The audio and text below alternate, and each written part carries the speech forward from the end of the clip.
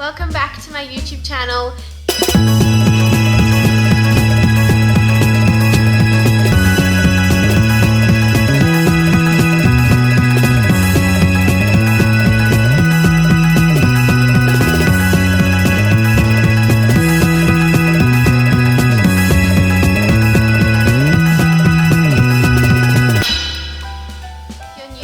Or if you're returning, I'm Caroline. It's so good to see you all. Today I'm going to be wrapping up June and I have a few other announcements to make. My bird is in the background, which is just fabulous. But as some of you may or may not know, I lost my beautiful baby last month. And so it's been a pretty hard month. She died exactly a month before my birthday, so it was incredibly traumatic. And she's actually in my intro, if you see her. But we actually decided to heal and move on, and the best way to do that was to get a new baby. And so we did, and I would like to introduce you all to little Tilly. Here she is. Say hello. Hello. Of course, she'll never take the place of my other baby, but she will help to fill the void that Missy has left. So I'm very grateful for that, and it's so nice to be able to hug a puppy. But now that that's over, I'm super excited that I do have a new baby, and you'll be seeing her a lot in my videos, and today is her debut, so yay for Tilly! She hasn't quite grasped the whole reading thing yet, but I'm sure with time she'll get used to being put up on this a lot. Thank you, darling. And so she is a Jack Russell, just like my Missy was. I just love the breed. I don't know, I just find them to be really loyal dogs, and so smart, and that's something I really love with a dog. And I hope she'll be my companion just like Missy was. And my bird is going crazy flying around. He's been in a few of my other videos. I think he wants to come in this one too. He's a little bit jealous of Tilly. If he flies in here, he can come. Harold! I don't know if he's gonna fly in here. If he does, he can come into the movie too, into the video, my YouTube video. I'm all for free flying. So yeah. So for the month of June, I actually didn't do too bad. I still kept with my book, my reading book. Not my reading book, but like just writing down notes and things. Like I did in the last few months, and I find that to be really helpful in remembering what books I've read, and it makes it easier to do these videos because I have it all written down. But my Tilly is just squirming away. So I'll start off with the first book I finished this month.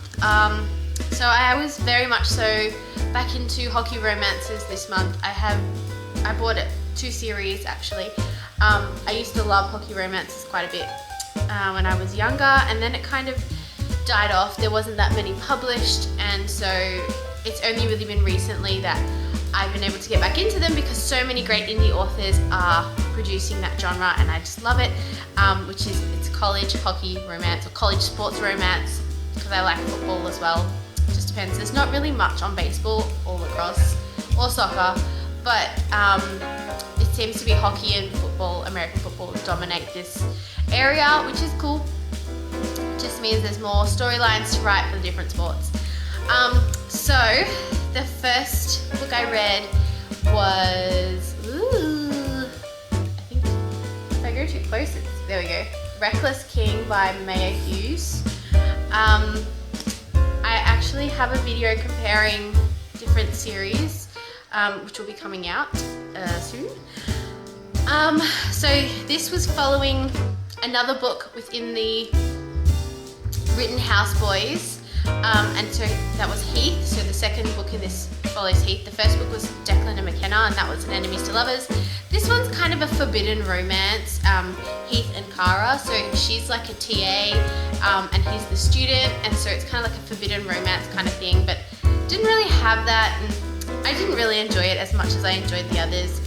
I gave it 4 stars, but it's a very weak 4 stars. I really didn't like, if I had picked this one up first and not read the others, I probably would not have gone back for this series. I didn't like it, to be honest, in the sense that it wasn't my favorite trope. The forbidden love wasn't very good, and I don't know, there was a few lines in here that give me ick. And it's my ick, and I completely understand why I have this ick. There was just a few lines in here that I was like, ick. And that's the best way I can describe it. So there was that one. And then I read Ruthless King, which, can you see it? No, it's going my face. This was without a doubt my favorite book within the whole series. It was Second Chance Love, Enemies to Lovers. It followed Emmett and Avery, and so basically Avery and Emmett were together in high school, and then randomly Avery just dumped Emmett, and Emmett kind of never forgot about her, and she was always the one that got away for him, but he never knew why she dumped him, and it was just really, really good. It made me cry. It made me really sad, and it was just such a beautiful love story, and I was just, yeah, this is definitely my favorite. That was 5 stars. The next book I read was on my Kindle, and I actually loved it so much. I am buying the paperback because I need it within my little library. Oh, please don't mind that. So, here.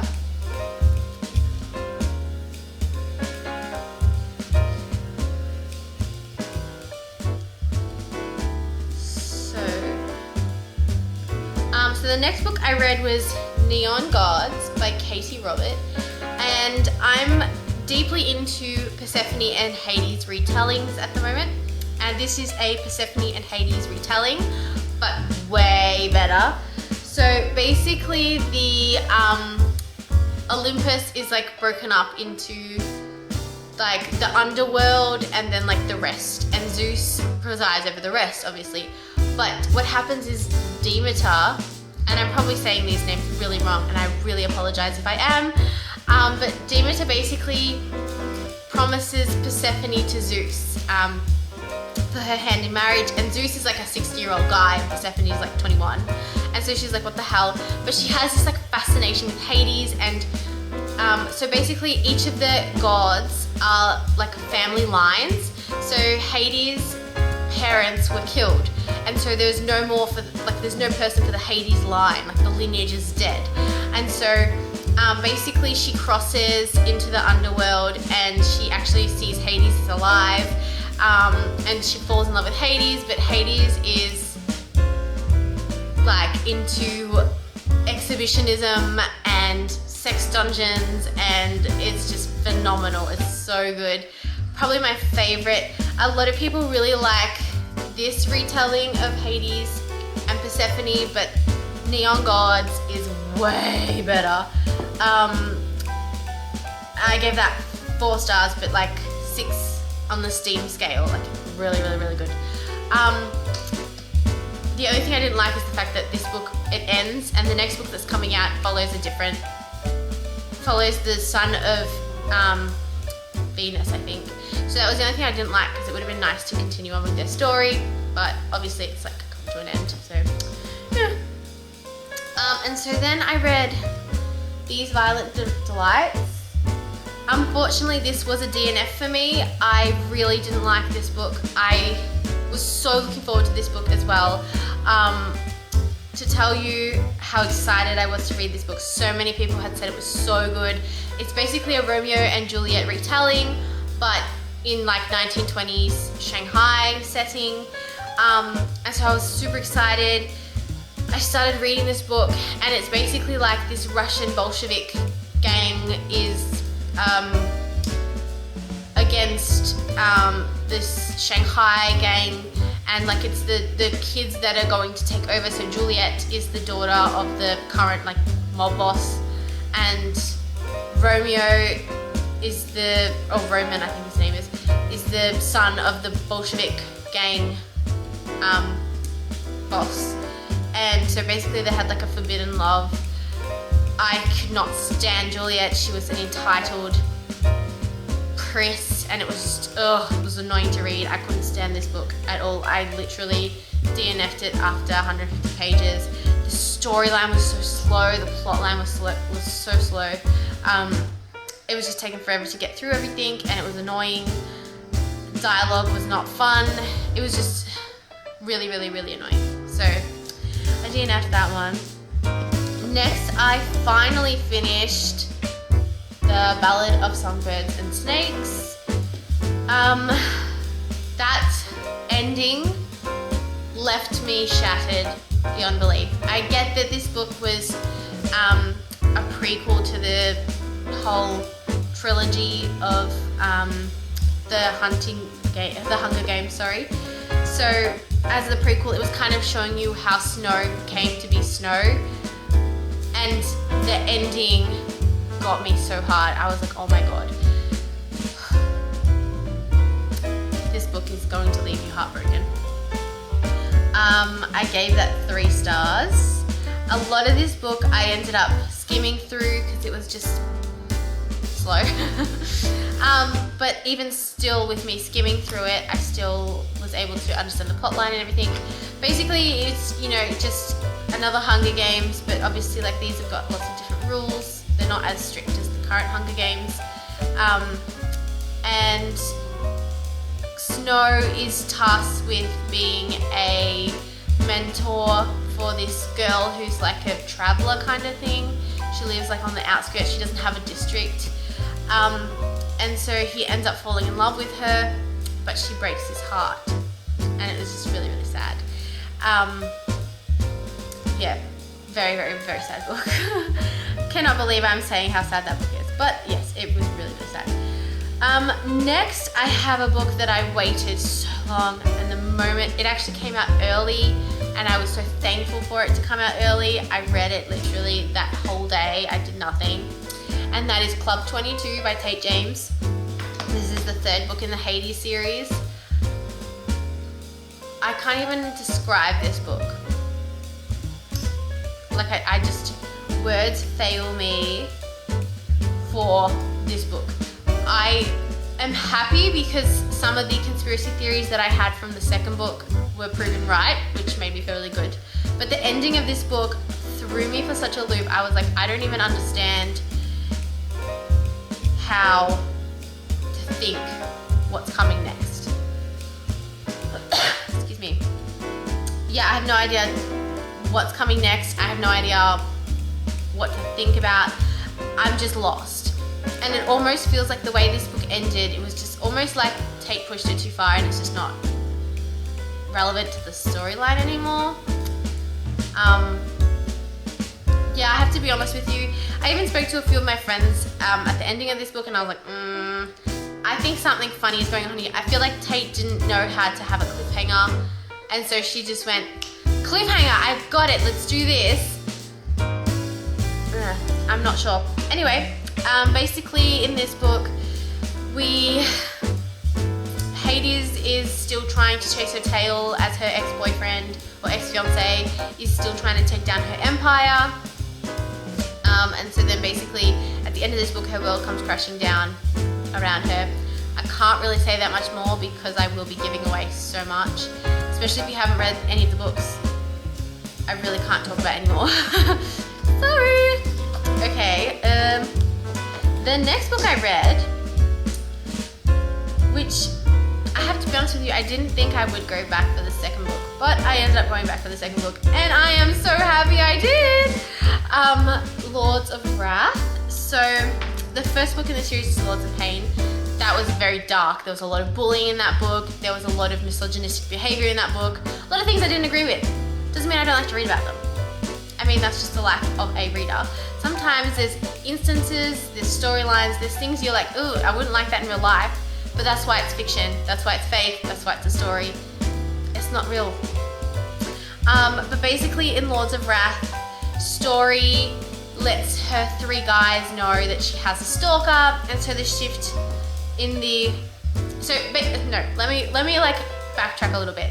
So in this book, Story kind of takes back a bit of her power that they took from her being the lady of the house. So she kind of starts to mess with them, I guess. I was gonna say the F word, but she starts to mess with them and she starts to tear their lives down like they teared hers or tore hers. And so she, you know, like tanks Dimitri's performance so he can't get into Juilliard. She basically drugs Killian so he plays shit on the football field and risks losing his chance to play pro. And with Tristan, she just fucks around with Tristan basically. The steaminess in this book was beyond a joke good. Like, you have no idea. Probably one of the best, some of the best steamy scenes I have read this year. And that is saying something because I have read a lot of steamy scenes this year. And I have raved about a lot of steamy scenes this year. So for me to be saying that, these are on fire. And so basically, yeah, the book ends with Story kind of finally telling them about her stalker. And so the shift kind of, the storyline kind of now shifts because it's no longer about tormenting and getting each other. It's now more about who's Story stalker, we love her, she loves us, we don't want anything bad to happen to her, kind of thing. So that was that one. That was really, really good. The next book I read was The Risk by Elle Kennedy. I love Elle Kennedy. There's not anything Elle Kennedy has written that I've not loved. In saying that, The Mistake I didn't really like a lot. But anyway, there's a difference between not liking a lot and just not loving. She's just phenomenal at how she writes college romances. Honestly, she just, not even that, she just creates the best male characters that you just sit back and you're like, holy crap, I just want to meet this guy in real life. Like, I just want to, like, what guy did she base this character off? Because I want to meet him. Like, I want him as my boyfriend. They're just the best. Honestly, they're just the best. So basically, in The Risk, it's a forbidden romance. Brenna is the daughter of Coach Jensen of the Briar U hockey team. And she kind of has a thing for Jake Connolly, who is Harvard. He goes to Harvard, and that's Briar's like rival team. And basically, they start to like see each other, and it all comes to a head, and everyone finds out, and she like betrays the whole like Briar U team and everything, and it was very, very good. I cried a few times in this book. It was really, really, really good. I gave that 5 stars. And yeah, he's officially my new book boyfriend. So that's just saying something. Then I tried to get through Storm and Siege. I'm still trying to finish this whole trilogy thing. Because I started to watch the Netflix Shadow and Bone series. But I got to like the 2nd episode and I was like, I should stop reading it now. I should stop watching it now because I haven't read the whole book series thing. And so then I picked up this. But after reading all this other good stuff, coming back to YA, where like just holding hands is a big deal, is just kind of boring, to be honest with you. Nothing against Leigh Bardugo. She's a really, really talented writer. She does really good scenes. World building is amazing. But this book just didn't really hold up. As much as I loved the first book, I didn't really like the second book. It's also the fact that I'm not really a big second book fan, because second books are always just long drawn out books that are waiting to get to the big battle at the end of the 3rd book. I gave this book 3 stars. Basically, it's just Alina trying to find the other 2 mystical artifacts so that she can get more power to go against the Darkling. That's basically it. Then I read this Royal Hottie by Kylie Gilmore. I read the first book on my iPad. I really liked it. That was when I was in my royal phase. I was in a royal phase last year. I think it was about September. But that has since passed. I'm now like, you know, I don't know, deep dark romance phase. I guess you could call it. But yeah, so Royal Hottie basically, so there is like 16 books in this series. And so it follows the Rourke family. And so this book is the second book, which follows Philip, who's the second oldest, and he basically meets Ruby, who is like a party planner kind of thing. And so because the country that they live in, it's like nearly on bankruptcy. So Anna, who is the king's wife, decides to do like a bachelor auction of all of the king's brothers, and so Philip meets Ruby and they fall in love, and there's some good scenes in this. I did like it. But yeah, I'm not really on the royal phase anymore. When I get back on the royal bandwagon, for sure I will continue to read the rest of the books in that series. But that's about it. And so then next I decided to embark on a new genre, I guess you could call it. And I decided to try some mafia romances, and I'm officially hooked. They are on another level. And when I say on another level, there's a lot of things that happen in them that I'm a bit like, bomb. But the guys in them are just so possessive. I love it. So Cora Riley is the author that I turned to for these. So the first book I read was Bound by Honor. And so basically it follows Luca and Aria. And so they're from, Luca is going to become capo of the New York Familia. And Aria is from the Chicago outfit, that's it. So she's from the Chicago outfit, and so basically in order to keep the peace between Chicago and New York, her dad sells her to New York. On her 18th birthday, she will marry Luca. And so basically we kind of get the whole, like when she first finds out she's been sold off at 15 to 3 years later, she has her wedding, and she's like shit scared, obviously, because like all these people are telling her that Luca is this beast and he killed his cousin by crushing his throat and all this stuff. And so yeah, basically it's not really enemies to lovers. How would I describe it best? It's like timid person to lovers. They grow to love each other. There's a lot that happens, a lot of violence, a lot of gun violence, a lot of just blood and muck. But it's great. I loved Luca. He was a really great character. Aria, I can understand why people may not like her. She can come off as annoying because she's just so like scared and timid, and it's just a bit frustrating. But it was a really good read. I gave that 4 stars. And I thought it was very spicy too. And then I also read, so the way I did this was a bit unconventional. I just ended up buying the volumes, not buying the volumes, but downloading them from my Kindle. And so the volumes basically followed, because the way it works is there's like 6 books per mafia family. So there's the Familia series, there's the Camorra series, and there's another series. I can't remember the other name. But basically I just went via the volume, and so the second book, which I read, all these books come in 2.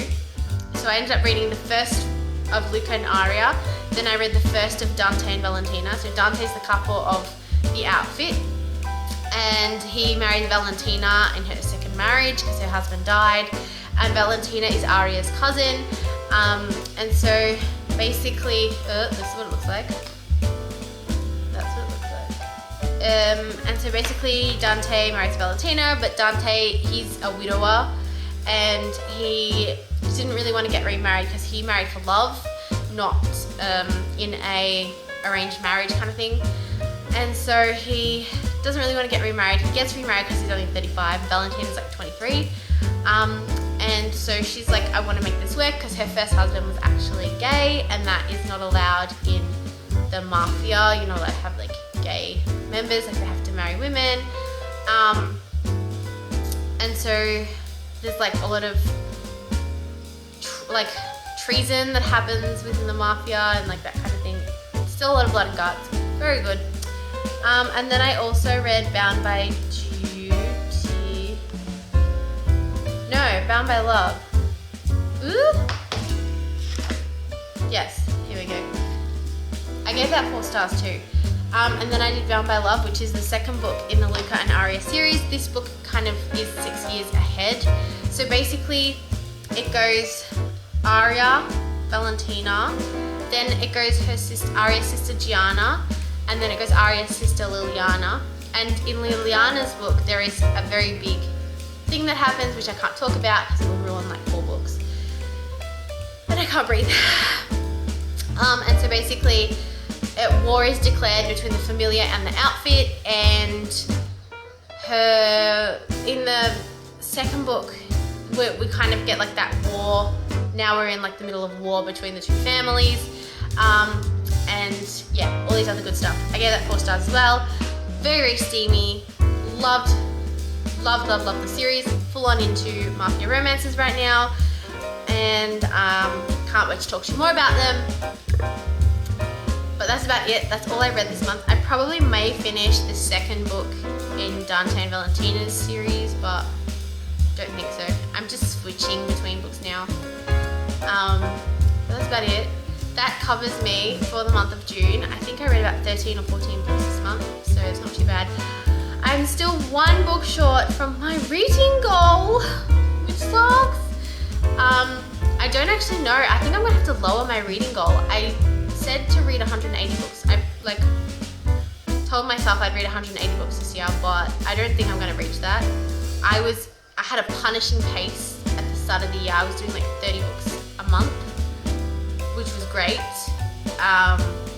But I don't think I'm gonna be able to achieve that in the later half of the year. So I may have to reduce my goal back to 150. We'll see. But yeah, that's me for the month of June. Very exciting. Mid-year. I almost feel like doing a mid-year wrap-up, but I don't know if I should do like my top 5 books so far. I'll let you guys know. Anyway, I hope your June reading goals were great, and I hope you read some fantastic books this month. I didn't actually get a 5-star read. Oh wait, I did. The Risk. I'm not even thinking properly, am I? I hope you guys have all achieved your reading goals this month, and I look forward to seeing you all next month. And I will leave it all there. Don't forget to subscribe on your way out, and I'll see you all next time.